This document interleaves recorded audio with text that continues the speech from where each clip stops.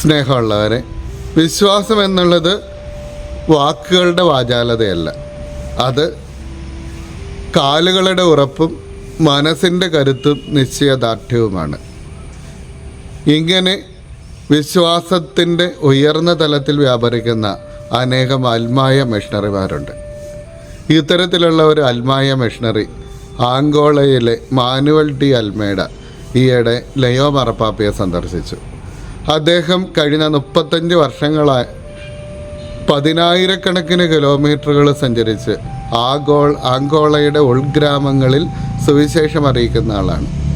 ആഭ്യന്തര യുദ്ധം മൂലം തകർന്നടിഞ്ഞ മനസ്സുകളിൽ സുവിശേഷത്തിൻ്റെ തൈലം പൂശി മുറിവെടുക്കുകയാണ് അദ്ദേഹം. ലയോ മാർപ്പാപ്പ അദ്ദേഹത്തിന് അഭിമുഖത്തിനൊരു അവസരം കൊടുത്തത് ഇത്തരത്തിലുള്ള അനേകം മിഷണറിമാർക്ക് വലിയ പ്രചോദനമായി. മാർപ്പാപ്പയെ കാണുമ്പോൾ അദ്ദേഹം പറയും, സമൂഹത്തിൻ്റെ ഇടയിലേക്ക് ഇറങ്ങിച്ചെല്ലുക, ദാരിദ്ര്യം അനുഭവിക്കുന്നവരോട് സുവിശേഷത്തിൻ്റെ കരുത്ത് പറയുക, ഇതൊക്കെ വലിയ പ്രതിസന്ധിയുള്ള കാര്യമാണെങ്കിലും കടന്നു ചെല്ലുന്ന ഇടങ്ങളിൽ ഈശോയെ കിട്ടുന്ന മനുഷ്യർക്ക് വലിയ സന്തോഷമുണ്ട്. ഫ്രാൻസിസ് മാർപ്പാപ്പ പറയും, യുദ്ധത്തിൻ്റെ മുറിവ് ഉണക്കുന്നതിന്, സമാധാനത്തിൻ്റെ പ്രഘോഷകരാകുന്നതിന് വലിയ ബുദ്ധിമുട്ടാണ്. അതിന് ക്രിസ്തുവിൻ്റെ ക്ഷമയും സഹനവും പറഞ്ഞു കൊടുത്താൽ മാത്രമേ സാധിക്കുകയുള്ളൂ. ഇങ്ങനെയുള്ള അനേകം മിഷണറിമാർ നടന്നുപോയി സൗകര്യങ്ങളില്ലാത്തിടത്ത് സുവിശേഷം അറിയിക്കുന്നവർ, ഇങ്ങനെയുള്ള പ്രഘോഷകരെ പറ്റിയിട്ടാണ് ഇന്നത്തെ സുവിശേഷം. ലൂക്കായുടെ സുവിശേഷം 10-ാമത്തെ അധ്യായത്തിൽ അനന്തരം അവിടുന്ന് വേറെ 72 പേരെ തിരഞ്ഞെടുത്ത് താൻ പോകാനിരുന്ന ഗ്രാമങ്ങളിലേക്കും നാട്ടുംപുറങ്ങളിലേക്കും അയച്ചു.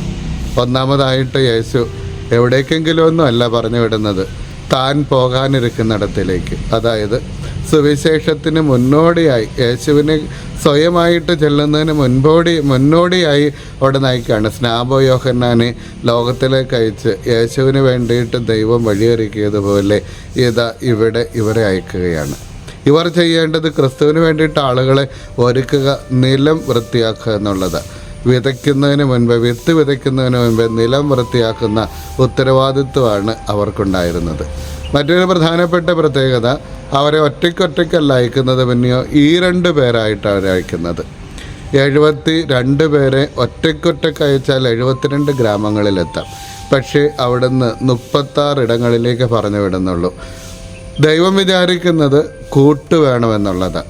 ഈ പോകുന്നവർ ഒരിക്കലും ഏകാന്തതയിൽ അവരുടെ ജീവിതം നിരാശാജനകമായി പോകരുത്. അങ്ങനെ പോയാൽ സുവിശേഷത്തിൻ്റെ കരുത്ത് കുറയും.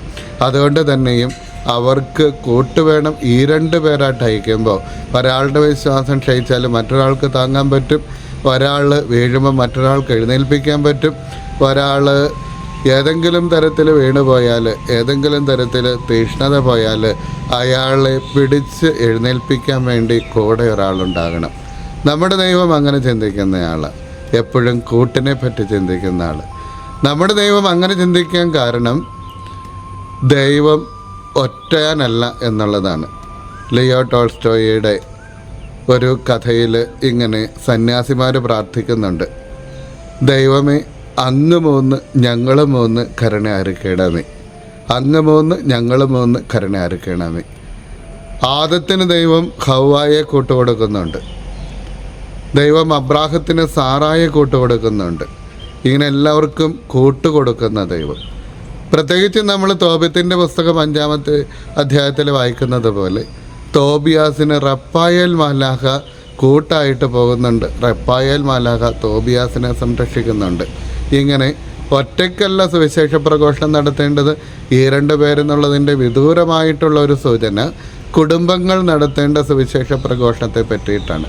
അതായത് പ്രിയമുള്ളവർ, ഈ കാലങ്ങളിലെ സുവിശേഷ പ്രഘോഷണം ഒറ്റയ്ക്കല്ല എല്ലാ കാലഘട്ടത്തിലും, പക്ഷേ ഇപ്പോഴും കൂടുതൽ പ്രസക്തമാണ്.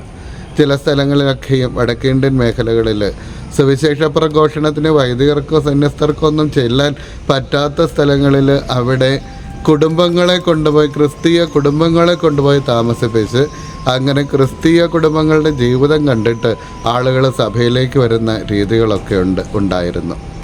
അതായത് നമ്മുടെ സാക്ഷ്യം കൂട്ടായ്മയുടെ സാക്ഷിയായിരിക്കണം. ഒരു ഇടവക അതുപോലെ തന്നെ ക്രിസ്തുവിന് സാക്ഷ്യം കൊടുക്കുന്നു. ഓരോരുത്തരല്ല, ഇടവക മൊത്തത്തിൽ.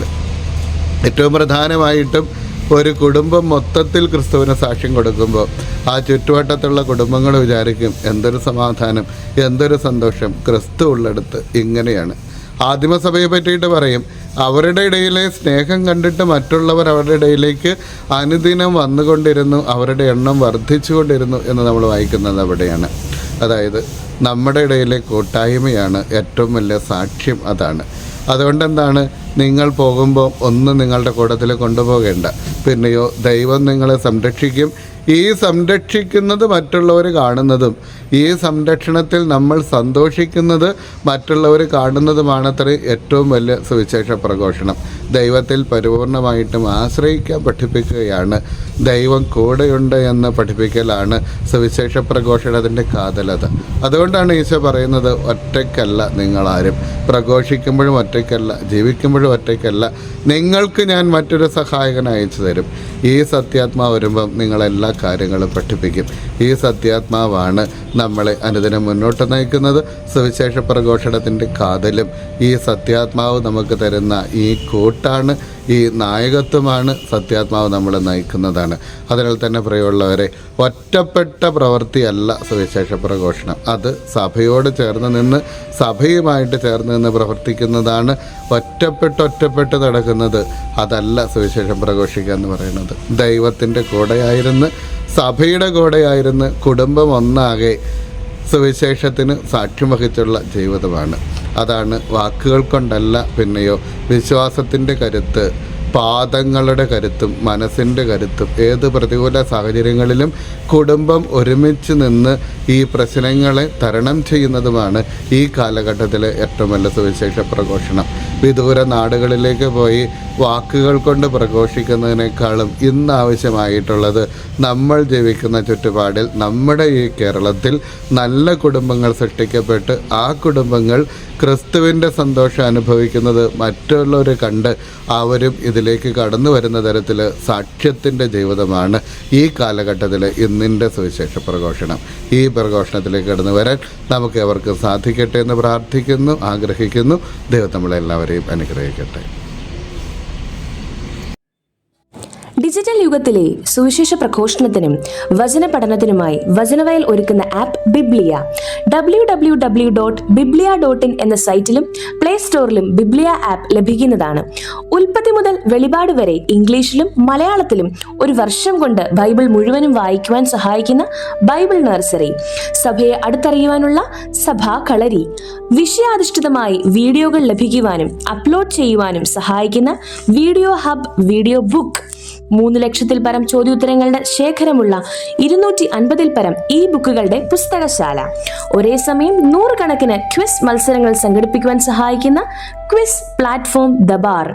ഈ നവമാധ്യമ അപ്പസ്തോലേറ്റിൽ പങ്കുചേരാൻ ഇന്ന് തന്നെ ഗൂഗിൾ പ്ലേ സ്റ്റോറിൽ നിന്നും ബിബ്ലിയ ആപ്പ് ഡൗൺലോഡ് ചെയ്യുക.